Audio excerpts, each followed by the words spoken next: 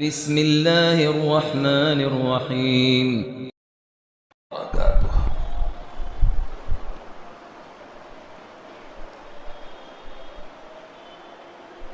الحمد لله رب العالمين، والصلاة والسلام على سيد الأنبياء والمرسلين وعلى آله وأصحابه أجمعين ومن تبعهم بإحسان إلى يوم الدين. أما بعد،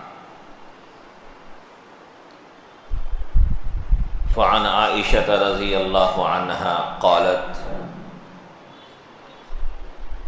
ما ضرب رسول الله صلى الله عليه وسلم شيئا قط بيده ولا امرأة ولا خادما إلا أن يجاهد في سبيل الله، وما نيل منه شيء قط فينتقم من صاحبه إلا أن ينتهك شيء من محارم الله تعالى فينتقم لله تعالى. رواه مسلم.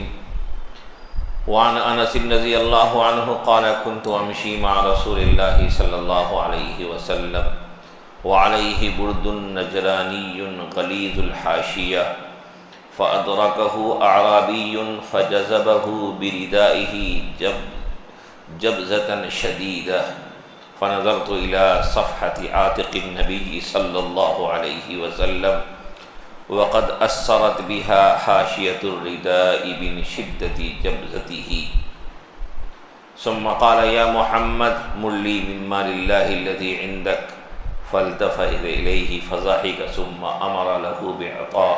متفق علیہ. محترم حضرات، گزشتہ کے درس میں یہ بات آئی تھی کہ نبی اکرم صلی اللہ علیہ وسلم نے بحرین سے جو قافلہ آیا تھا، اس قافلے میں جو اشج عصری موجود تھے، ان کی آپ نے تعریف فرمائی کہ تمہارے اندر دو ایسی خوبیاں ہیں جو اللہ کو پسند ہیں: تحمل و بردباری اور دانائی و عقل مندی. اس کے بعد آج جو روایت اپنے سامنے ہے، اس میں خود نبی اکرم صلی اللہ علیہ وسلم کی تحمل و بردباری کا تذکرہ ہے، اور یہ حقیقت ہے کہ جتنے بھی اعلیٰ صفات ہو سکتے ہیں، وہ تمام کے تمام صفات محسن انسانیت ہم سب کے آقا حضرت محمد مصطفیٰ صلی اللہ علیہ وسلم کی ذات گرامی میں مکمل کامل موجود تھے. تحمل و بردباری میں، نرم دلی میں، عفو درگزر میں، شگفتگی میں، شائستگی میں، شرم و حیا میں، رحم و کرم میں، صبر و شکر میں، اور اس کے علاوہ جتنے بھی خصائل حمیدہ ہو سکتے ہیں، ان تمام میں نبی اکرم صلی اللہ علیہ وسلم کی کوئی نظیر نہیں ہے. آپ کی بے شمار خوبیوں اور کمالات میں سے یہ خوبی بڑی اہم تھی کہ آپ اپنوں کے حق میں بھی بڑے ہمدرد رحم دل تھے، تو اسی طریقے سے آپ کی ذات غیروں کے لیے بھی سراپر رحمت تھی. آپ نے اپنی ذات کے لیے کبھی کسی سے کوئی انتقام نہیں لیا. یہاں جو روایت ہے، حضرت عائشہ رضی اللہ تعالیٰ عنہ فرماتی ہیں کہ نبی اکرم صلی اللہ علیہ وسلم نے کبھی بھی اپنے ہاتھ سے کسی خاتون کو، کسی خادم کو، کسی بیوی کو، کسی زوجہ کو کبھی نہیں مارا. آپ نے اپنی طاقت کا استعمال کیا تو صرف اس وقت جب اللہ کے راستے میں اللہ کے دشمنوں سے مقابلہ ہو رہا ہوتا ہے میدان جہاد میں۔ اس کے علاوہ کبھی کسی سے آپ نے کوئی انتقام نہیں لیا۔ ہاں، جب اللہ کی شریعت کے حدود کو پامال کیے گئے اور اس وقت اللہ کے قانون کو نافذ کرنے کی بات آئی تو پھر آپ نے اللہ کا جو قانون ہے، جو شریعت کی تعلیم ہے، اس قانون کو، اس حد کو، اس سزا کو جاری فرمایا، لیکن اپنی ذاتی مقصد کے تحت، ذاتی مفاد کے لیے، ذاتی غرض سے آپ نے کبھی کسی سے کوئی نہ انتقام لیا، نہ کبھی آپ نے کبھی کسی کو مارا۔ یہ تو حضرت عائشہ رضی اللہ تعالی عنہ فرماتی ہیں۔ اسی طریقے سے آپ کی خدمت میں تقریباً 10 سال حضرت انس رضی اللہ تعالی عنہ رہے ہیں۔ انہوں نے کہا کہ میں اتنی لمبی مدت تک نبی اکرم صلی اللہ علیہ وسلم کی خدمت کیا ہوں، لیکن اس پوری مدت میں آپ نے کبھی مجھے ڈانٹا تک نہیں، کبھی یہ تک نہیں پوچھا کہ ایسا تم نے کیوں نہیں کیا، مواخذہ، سرزنش، یہ بھی آپ نے نہیں فرمایا۔ کس قدر رحم و کرم اور عفو و درگزر کے پیکر تھے آپ۔ تو یہ معاملہ صرف اپنوں ہی سے نہیں تھا، بلکہ آپ کی رحمت کے سائے میں دشمنوں کو بھی عفو و درگزر اور رحم و کرم کا بڑا حصہ ملا کرتا تھا۔ بے شمار ایسی مثالیں ہیں، بہت سے واقعات ہیں، اگر ان کو بیان کرنے کے لیے بیٹھ جاؤں تو کافی لمبا وقت لگے تو بھی واقعات مکمل نہ ہوں۔ یہاں پہ ایک واقعہ ہے جس سے پتہ چلتا ہے کہ نبی اکرم صلی اللہ علیہ وسلم ان لوگوں کے ساتھ بھی کتنا اچھا سلوک کرتے تھے جو آپ کے ساتھ برا سلوک کرتے تھے، برائی کا بدلہ اچھائی سے دیتے تھے۔ حضرت انس رضی اللہ تعالیٰ عنہ فرماتے ہیں کہ ایک سفر میں میں رسول اللہ صلی اللہ علیہ وسلم کے ساتھ جا رہا تھا۔ آپ کے بدن مبارک پر نجرانی چادر تھی جس کا کنارہ موٹا تھا، غلیظ تھا۔ ایک دیہاتی آیا اور اس نے بڑی سختی کے ساتھ، شدت کے ساتھ اس کو ایسا کھینچا کہ آپ کی گردن مبارک پر اس کے کھینچنے کی وجہ سے نشانات پڑ گئے۔ آج کا کوئی انسان ہوتا تو ساری باتیں بعد میں ہوتی، پہلے تو اس کے اسی عمل پہ مواخذہ ہو جاتا اور بننے والی بات بھی بگڑ جاتی۔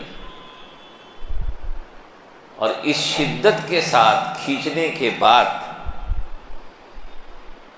حضرت انس کہتے ہیں کہ میں نے دیکھا تو آپ کی گردن مبارک پر اس کے نشانات، گھسیٹنے کے نشانات پڑ گئے تھے۔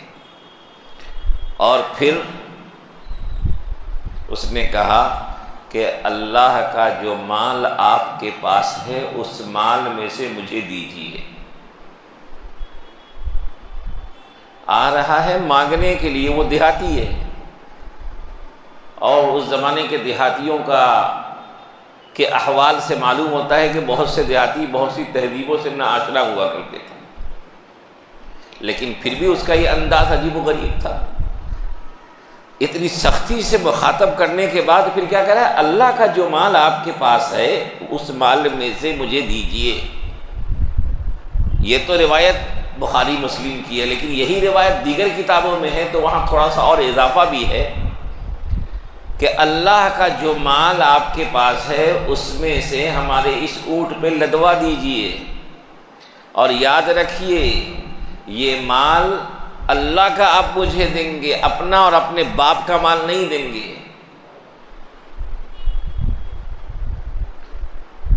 آج کا اگر کوئی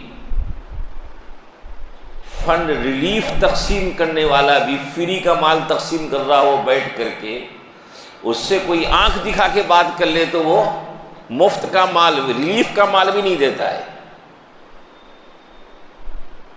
اور یہاں اتنی بدتمیزی اور عجیب و غریب لہجے میں آپ سے مال مانگا جا رہا ہے. نبی اکرم صلی اللہ علیہ وسلم مسکرا دیے اور مسکراتے ہوئے آپ نے کہا دے دو اس کو مال دے کے رخصت کر دو. یہی ہے کہ خذ العفو وامر کہ واعرض عن الجاہلین، جاہلوں سے اعراض کرنا. لیکن یہی روایت دیگر کتابوں میں ہے، وہاں یہ بھی ایک اضافہ ہے کہ نبی اکرم صلی اللہ علیہ وسلم نے اس سے پوچھا بہت نرمی کے ساتھ کہ ٹھیک ہے تم مال کا مطالبہ کر رہے ہو، اللہ کا مال ہے وہ میں تمہیں دوں گا، لیکن یہ بتاؤ کہ تم نے میرے ساتھ جو یہ غلط انداز اختیار کیا ہے مخاطب کرنے کا، اس کا کیا ہوگا؟ کیا اس کا بھی تم سے بدلہ لیا جائے؟ تو بڑے بھولے انداز میں کہتا ہے کہ نہیں. تو نبی اکرم صلی اللہ علیہ وسلم نے پوچھا کیوں نہیں؟ تو اس نے جواب دیا جس میں آپ کے بارے میں دنیا کیا سوچتی تھی اس سچائی کا اظہار ہو گیا کہ میں نے یہ سنا ہے کہ آپ برائی کا بدلہ اچھائی سے دیتے ہیں. کمال وہ ہے جو غیروں کی زبان سے نکلے. وہ دیہاتی آ کر کے اعتراف کر رہا ہے کہ میں نے سنا ہے کہ آپ برائی کا بدلہ اچھائی سے دیتے ہیں. اس سے بڑا کمال اور کیا ہو سکتا ہے کہ دشمن گواہی دے رہا ہے. یہ ہے ہمارے آقا. آج ہم نے اپنے آقا کو نمونہ بنانا چھوڑ دیا. آج تو ہم بات بات پہ لڑنے جھگڑنے والے بن گئے. بھائی بھائی سے روٹا ہوا ہے، بھائی بہنوں کے تعلقات خراب ہیں، گھر گھر میں لڑائی جھگڑے ہیں. کہاں لے کے جائیں گے ان چیزوں کو؟ ہمارے آقا کی تعلیم ہے عفو و درگزر، ہمارے آقا کی تعلیم ہے رحم و کرم. اس کو اپنانا آقا کی امت کی ذمہ داری ہے. یہ وہ صفات ہیں جن صفات کو ہمیں اپنے اندر آپ صلی اللہ علیہ وسلم کی غلامی میں پیدا کرنا ہے. اس طرح کے بے شمار واقعات ہیں. روایت میں آتا ہے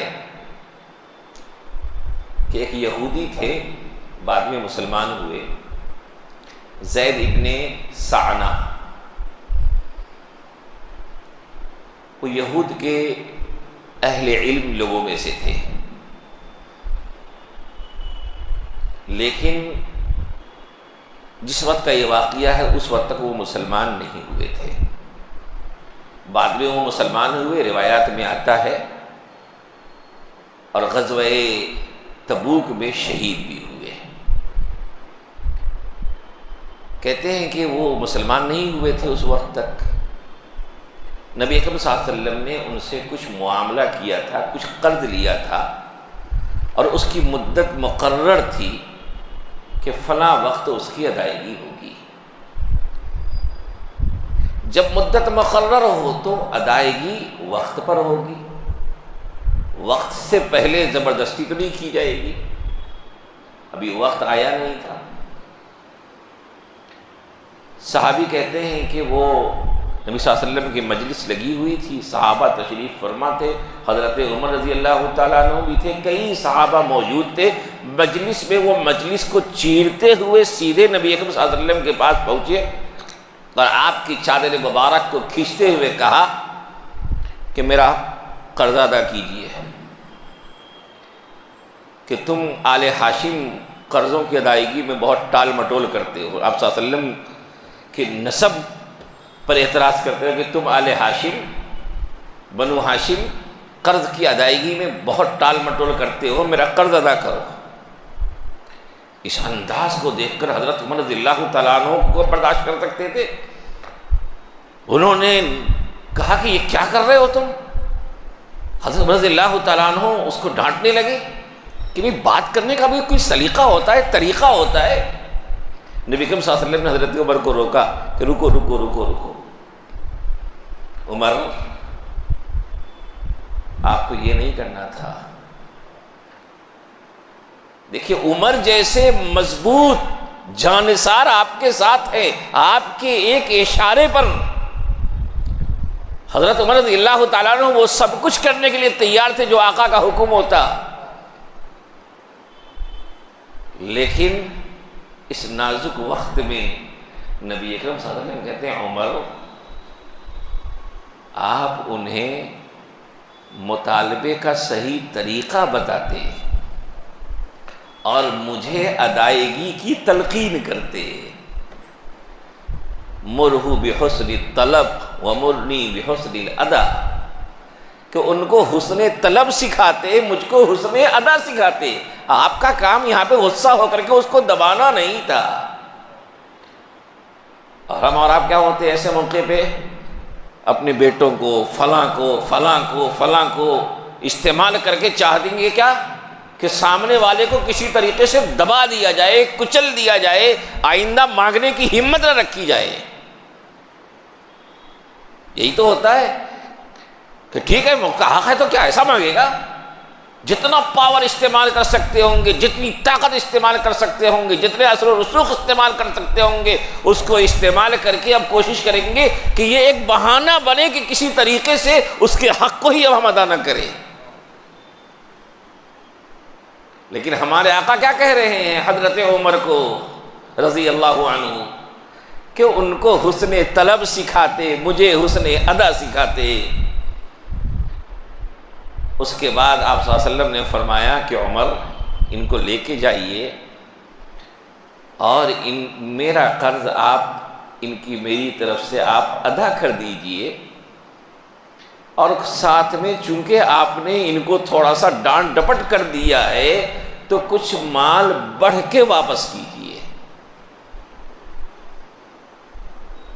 یہاں حق بھی دے رہے ہیں اور فرما رہے ہیں کہ مال بڑھ کے واپس کیجئے۔ بتائیے اس سے بڑا حسن اخلاق کا مظاہرہ اور کیا ہو سکتا ہے؟ روایت میں آتا ہے کہ زید بن ثانہ نے کہا کہ بس یہی تو مجھے دیکھنا تھا،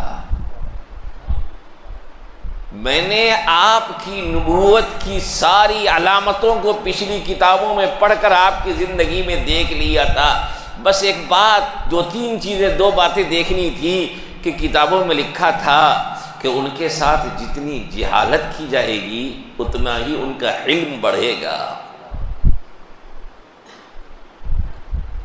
غصے کے بدلے میں وہ حلم کا مظاہرہ کریں گے، ان کے ساتھ جتنی سختی بڑھتی جائے گی وہ اتنی زیادہ نرمی کریں گے۔ اسی علامت کو مجھے دیکھنا تھا، میں نے دیکھ لیا۔ اب مجھے آپ کے اللہ اس بات کا یقین ہو گیا کہ یقیناً آپ اللہ کے رسول ہیں۔ اشہد ان لا الہ الا اللہ واشہد ان محمدًا عبدہ ورسولہ، یہ کلمہ پڑھ کے مسلمان ہو گئے۔ اسلام ہمارے آقا کی اخلاق حسنہ سے پھیلا ہے۔ دشمنوں نے آپ کو، آپ کی رحم و کرم کو، آپ کے عفو و درگزر کو، آپ کی شجاعت کو، آپ کی بہادری کو، آپ کے تقوی کو، آپ کے کمال کو، آپ کے اخلاق حسنہ کو، آپ کی تواضع و انکساری کو اور آپ کی زندگی کی خوبیوں کو، کمالات کو، انسانیت نوازی کو دیکھ کر اسلام قبول کیا ہے دشمنوں نے۔ اسلام طاقت سے نہیں پھیلا ہے، اسلام نے طاقت کا استعمال کیا ہے شر کو روکنے کے لیے، انسانیت کے تحفظ کے لیے، اسلام کو پھیلانے کے لیے استعمال نہیں کیا ہے۔ یہ ایک سچائی ہے، حقیقت ہے، تاریخ اٹھا کے پڑھ لیجئے، آپ کو یہی کہنا پڑے گا، دنیا یہی کہے گی کہ اسلام کو پھیلانے کے لیے، کسی کو اسلام میں داخل کرنے کے لیے کسی قسم کا کوئی رعب، دبدبا اور کسی قسم کی کوئی طاقت کا استعمال نہیں کیا گیا، کیونکہ اللہ کا صاف اعلان ہے لا اکراہ فی الدین، جہاں ضرورت پڑی ہے مسلمانوں کو انسانیت کے تحفظ کے لیے، روئے زمین پر امن کی برقراری کے لیے، اٹھنے والے فتنہ و فساد کی سرکوبی کے لیے جہاں ضرورت پڑی ہے، تو فتنہ و فساد کی سرکوبی کے لیے طاقت کا استعمال کیا ہے، اور فتنہ و فساد کو دبانا یہ بھی عظیم مقاصد میں سے ہے۔ اسی میں انسانیت کا تحفظ ہے، اسی میں امن کا تحفظ ہے، اور یہ امن و امان انسانیوں کی بنیادی ضرورت ہے۔ کبھی بھی اپنی ذات کو آگے بڑھانے کے لیے نبی اکرم صلی اللہ علیہ وسلم نے کوئی ایسا معاملہ نہیں کیا کہ دنیا یہ کہہ سکے کہ آپ نے فلاں پر ظلم کر دیا۔ یہی وجہ ہے کہ آپ کی زندگی میں بھی، آپ کے بعد بھی، اور ہر دور میں اور آج بھی ہر زمانے میں بہت تنقید کی نظروں سے آپ کی سیرت کو لوگوں نے پڑھا ہے، لیکن کوئی خامی نظر نہیں آئی ہے۔ کیوں؟ اس لیے کہ بہت پاکیزہ سیرت ہے، ہر پہلو کا کمال وہاں موجود ہے۔ اندازہ لگائیے، خیبر کا موقع ہے، خیبر کا مسلمانوں نے محاصرہ کر رکھا ہے۔ اسی محاصرے کے دوران ایک دیہاتی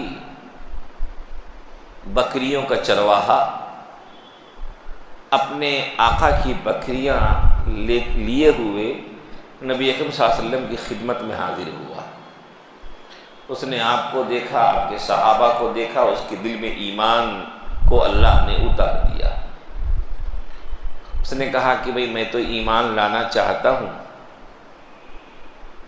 آپ کی دعوت قبول کرنا چاہتا ہوں، لیکن ایک مجبوری ہے کہ آقا کی بکریاں میرے ساتھ ہیں، میں ان کو لے کر کے اندر جاؤں گا تو پھر وہاں سے واپس بھی نہیں آ پاؤں گا، کیونکہ محاصرہ ہے، وہ لوگ مجھے آنے نہیں دیں گے۔ اور تو اب بتائیے کہ میں کروں تو کیا کروں؟ آج دنیا میں جب جنگیں ہوتی ہیں تو لکھے ہوئے حقوق و قوانین اپنی جگہ پہ، لیکن ان سب کو بالائے طاق رکھ دیا جاتا ہے۔ آج دنیا میں کیا ہو رہا ہے، معصوموں، نہتوں، بے بسوں، بے کسوں کے ساتھ کیا کیا جا رہا ہے، وہ سب کے سامنے ہے۔ غذاؤں پر پابندیاں لگا دی جاتی ہیں، دواؤں پہ پابندیاں لگائی جاتی ہیں، انسانی زندگی کو قید و بند سے دوچار کر دیا جاتا ہے۔ قربان جائیے محسن انسانیت رحمت للعالمین صلی اللہ علیہ وسلم پر، اور امانت داری کی لاج رکھنے والی ذات پر، کہ آپ نے کہا اس نازک موقع پر بھی کہ نہیں، ان بکریوں کو تو یہاں ہم نہیں روک سکتے ہیں، بکریاں جن کی ہیں ان کو واپس کرنا ضروری ہے، تم مسلمان تو ہو جاؤ، لیکن ایسا کرو کہ تم واپس نہیں آ سکتے تو ان بکریوں کو قلعے کی طرف بھگا کر کے تم واپس آ جاؤ۔ بکریاں خود بخود آگے بڑھ کر کے، چونکہ بکریوں کی عادت ہوتی ہے وہ جہاں رہتی ہے، مانوس رہتی ہے، وہ پہنچ جاتی ہیں، تم پیچھے سے جہاں تک بھگا سکتے ہو آگے اس کو بڑھا دو، بھگا دو، بکریاں خود بخود اپنے مالک کے دروازے پہ پہنچ جائیں گی، اور تم وہاں سے واپس آ جاؤ جہاں تک تم جا سکتے ہو۔ اندازہ لگائیے کہ محاصرہ چل رہا ہے، ان لوگوں کو آمادہ کرنا ہے، مجبور کرنا ہے کہ وہ اپنے آپ کو سپرد کرے، اور ایسے موقع پہ ہر طرف کی بندشیں لگائی جاتی ہیں۔ یہاں بکریوں کو بھیجا جا رہا ہے، اور ان بکریوں کے ذریعے ان کی غذاؤں کا انتظام ہو سکتا ہے اندر کے لوگوں کا۔ یہ دنیاوی لوگوں کی نظر میں جنگی مصلحتوں کے خلاف عمل تھا، لیکن آقا نے کہا کہ مصلحتیں اپنی جگہ پہ، لیکن امانتوں کا تحفظ بھی ضروری ہے۔ جنگ کے میدان میں بھی کسی کی امانت کو، اور خاص طور پہ اس قوم کی امانت کو بھی ضائع کرنا آپ نے پسند نہیں کیا جس سے براہ راست آپ کا مقابلہ چل رہا تھا۔ ایسی کوئی مثال تاریخ میں آپ کو نہیں ملے گی۔ ہاں، اگر ایسے واقعات ملیں گے آپ کو سچائی کے، دیانت کے، امانت کے واقعات، تو نبی صلی اللہ علیہ وسلم کی زندگی میں ملیں گے، اور اسی کے نمونے آپ کے غلاموں میں ملیں گے۔ لیکن اسی غزوہ خیبر کے موقع پہ جب خیبر فتح ہو گیا، یہود نے آپ صلی اللہ علیہ وسلم کے سامنے یہ بات رکھی کہ ہم لوگوں کو یہاں سے اجاڑا نہ جائے، رہنے دیا جائے، ہم ٹیکس دے کر کے رہیں گے، جزیہ دیں گے۔ آپ صلی اللہ علیہ وسلم نے ان کی فریاد کو قبول فرمایا، رحم و کرم کا معاملہ فرمایا، لیکن اس رحم و کرم کا بدلہ کیا ملا ادھر سے کہ ان کے سرداروں نے ایک زینب بنت حارث نامی خاتون کو تیار کیا کہ تم ایک بکرے کو بھونو، تیار کرو اور اس میں زہر شامل کر دو۔ ایک طرف آپ عفو درگزر کا معاملہ کر کے ان کو پناہ دے رہے ہیں، دوسری طرف وہ لوگ آپ کو اور آپ کے صحابہ کو مارنے کی تدبیر کر رہے ہیں۔ چنانچہ اس خاتون نے بھنا ہوا بکرا نبی اکرم صلی اللہ علیہ وسلم اور صحابہ کی خدمت میں پیش کیا جو زہر آلود تھا۔ صحابہ نے اسے کھانا شروع کیا، روایت میں آتا آپ صلی اللہ علیہ وسلم نے بھی اس میں سے تھوڑا سا لے لیا، لیکن فوراً جبرائیل امین کے ذریعے آپ کو روکا گیا، بتایا گیا کہ اس بکرے میں زہر شامل ہے۔ روایت میں آتا ہے بعض صحابہ شہید بھی ہو گئے، اس خاتون کو گرفتار کیا گیا۔ اس سے آپ نے پوچھا کہ تم نے زہر شامل کیا ہے، اس نے قبول کر لیا جرم کو۔ جرم قبول کرنے کے بعد ساری باتیں اس نے راز اگل دیے، اور اس کے ساتھ ہی اس نے رحم کی درخواست کی، آپ نے اس خاتون کو معاف کر دیا۔ کون ہے ایسے جانی دشمن کو معاف کرنے والا؟ وہ محمد عربی صلی اللہ علیہ وسلم ہے۔ کتنے واقعات سناؤں، ایسے ایسے واقعات ہیں۔ یہ وہ سارے سلوک وہ ہیں جو دشمنوں کے ساتھ کیے جا رہے ہیں۔ اپنوں کے ساتھ تو معاملہ اپنائیت کا ہے ہی، یہاں دشمنوں کو رحمت کے سائے میں چھپایا جا رہا ہے۔ غزوہ احد کا موقع ہے، دشمنوں نے خطرناک حملے کیے، حملہ اتنا شدید تھا کہ صحابہ آپ کو بچانے کی کوشش کرتے رہے، لیکن پھر بھی کئی تیر آپ کو لگے، حتیٰ کہ آپ کے دندان مبارک بھی شہید ہو گئے، خون نکل رہا ہے، چہرہ خون آلود ہے۔ اسی موقع پر اس کیفیت کو دیکھ کر ایک صحابی نے کہا یا رسول اللہ، ان بدبختوں کے لیے بد دعا فرما دیجیے کہ یہ ہلاک و برباد ہو جائے۔ ایک طرف کئی صحابہ شہید ہو چکے تھے، خود نبی رحمت زخمی ہو چکے تھے، وہ بھی معمولی نہیں، شدید زخمی ہو چکے تھے۔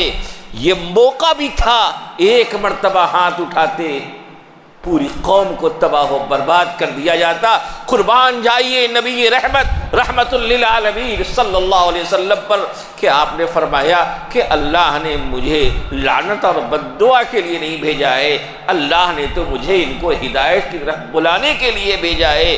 اس کے بعد آپ نے فرمایا اے اللہ، اللہم اہد قومی، یا اللہ میری اس قوم کو ہدایت دے دے کہ یہ لوگ مجھے جانتے نہیں ہیں، میرا مقام ان کو نہیں معلوم ہے، اس لیے دشمنی پہ اترے ہوئے۔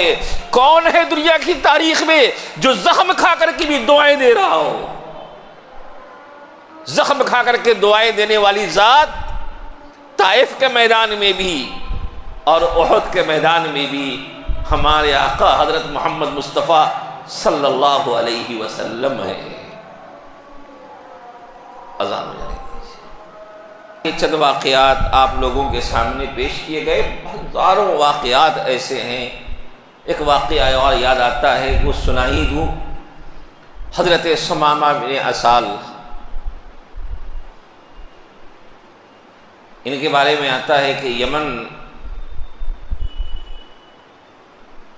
اور یمامہ کے علاقے سے ان کو صحابہ نے مقابلے کے بعد گرفتار کر کے لایا۔ صحابہ کرام ان کو لے کر کے آئے، اپنے علاقے کے سرداروں میں سے تھے، اور روایت میں آتا ہے کہ نبی اکرم صلی اللہ علیہ وسلم کے معاملے میں ان کا معاملہ بہت دشمنانہ تھا۔ صحابہ لے کر کے آئے گئے مدینہ منورہ، مسجد نبوی کے ستونوں میں باندھ دیا گیا، ان کو قیدی تھے۔ نبی اکرم صلی اللہ علیہ وسلم نے صحابہ سے پوچھا کہ ان کو کوئی تکلیف تو نہیں پہنچی تم لوگوں سے؟ قیدی کے بارے میں پوچھ رہے ہیں، کوئی تکلیف تو نہیں پہنچی؟ صحابہ نے کہا یا رسول اللہ بس کچھ نہیں، بس ہم لوگوں نے صرف انہیں باندھ دیا ہے، بدھے رہے۔ نبی اکرم صلی اللہ علیہ وسلم وہاں پہ تشریف لائے، پوچھا کیا بات ہے، کچھ کہنا ہے؟ کہا کیا کہنا ہے؟ بات یہی ہے کہ اگر آپ قتل کرتے ہیں تو ایک خونخوار کو قتل کریں گے، معاف کرتے ہیں تو احسان کا شکریہ ادا کرنے والا پائیں گے، مال چاہتے ہیں تو جتنا مال چاہیے ہم دینے کے لیے تیار ہیں۔ آپ صلی اللہ علیہ وسلم ان کی ان باتوں کو سن کر کے چلے جاتے ہیں۔ اگلے دن پھر تشریف لائے، یہی سوال کیا، یہی جواب ملا۔ پھر آپ صلی اللہ علیہ وسلم چلے گئے۔ اس کے اگلے دن پھر تشریف لائے، آپ نے یہی سوال کیا، انہوں نے وہی جواب دیا۔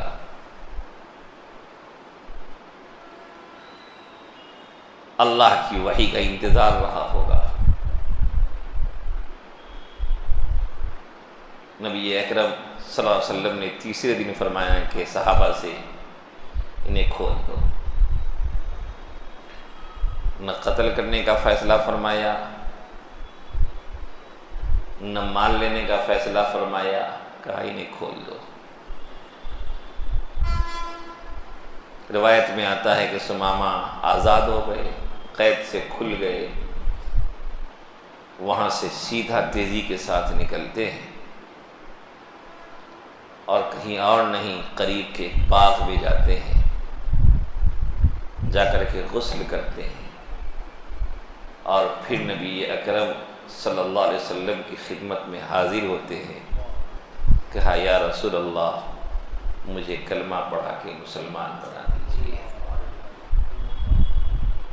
پھر کہا کہ دیکھیے ایک وقت وہ تھا کہ آپ کے چہرے سے زیادہ مجھے کسی اور چیز سے نفرت نہیں تھی، اور اب آپ کے چہرے سے زیادہ کسی اور چیز سے مجھے محبت نہیں ہے۔ آپ کا دین مجھے اس سے سب سے زیادہ مجھے آپ کے دین سے نفرت تھی، اب آپ کا دین ہی مجھے سب سے زیادہ عزیز ہے۔ تیسری چیز کہا کہ آپ کے شہر سے میں بہت زیادہ نفرت کرتا تھا، اب آپ کا یہ شہر میرا بہت محبوب بن چکا ہے۔ بتائیے کہاں طاقت کا استعمال ہوا؟ آپ کے اچھے اخلاق کو مدینے میں 3 دنوں رہ کر کے دیکھنے کا ان کو موقع ملا، اسلام دل میں اتر گیا۔ اسلام اسی طرح پھیلا ہے۔ اس کے بعد انہوں نے کہا یا رسول اللہ میں عمرے کا ارادہ کیے ہوا تھا، اس زمانے میں مشرکین بھی اپنے طریقوں سے عمرہ کیا کرتے تھے، اب آپ بتائیے کہ میں کیا کروں؟ آپ صلی اللہ علیہ وسلم نے فرمایا کہ تم اپنے ارادے کے مطابق جاؤ، جا کے عمرہ کرو۔ چنانچہ مکہ پہنچتے ہیں عمرہ کرنے کے لیے، تو مکے کے لوگوں نے کہا ارے سمامہ تم تو بددین ہو گئے۔ تو انہوں نے بڑے فخر سے کہا بددین نہیں ہوا ہوں، محمد صلی اللہ علیہ وسلم کا دین قبول کر چکا ہوں۔ چونکہ یہ بھی سردار تھے، اور سن لو اتنا ہی نہیں، اب تک تو میں تم لوگوں کا دوست تھا، لیکن اب میرا فیصلہ سن لو، جب تک محمد صلی اللہ علیہ وسلم اجازت نہیں دیں گے یمامہ کے علاقے سے تمہارے علاقے میں ایک دانہ بھی نہیں آئے گا۔ کہاں تو جانی دشمن تھے، اب یہاں اپنی جان کو قربان کرنے والے بن گئے۔ یہ سب کیوں؟ ہمارے آقا صلی اللہ علیہ وسلم کہ عفو درگزر، حلم و بردباری، آپ کے حسن اخلاق، آپ کی نرم دلی، آپ کے مزاج کی نرمی، ان چیزوں کی بنیاد پر بے شمار لوگوں نے جب آپ کو دیکھا تو ان کو آپ کی سچائی کا اعتراف ہو گیا، وہ مسلمان ہو گئے۔ غرضے کے نبی اکرم صلی اللہ علیہ وسلم کو جو اللہ نے فرمایا وَمَا أَرْسَلْنَاكَ إِلَّا رَحْمَةً لِلْعَالَمِينَ، آپ رحمت ہیں ہر ایک کے حق میں، اپنوں کے حق میں بھی، دشمنوں کے حق میں بھی، انسانوں کے حق میں بھی، جناتوں کے حق میں بھی، حیوانوں کے حق میں بھی، بلکہ کائنات کی ہر چیز کے حق میں آپ یقیناً رحمت للعالمین ہیں۔ اللہ ہم سب کو آپ کی محبت کا قیمتی حصہ عطا فرمائے۔ وآخر دعوانا ان الحمد للہ رب العالمین۔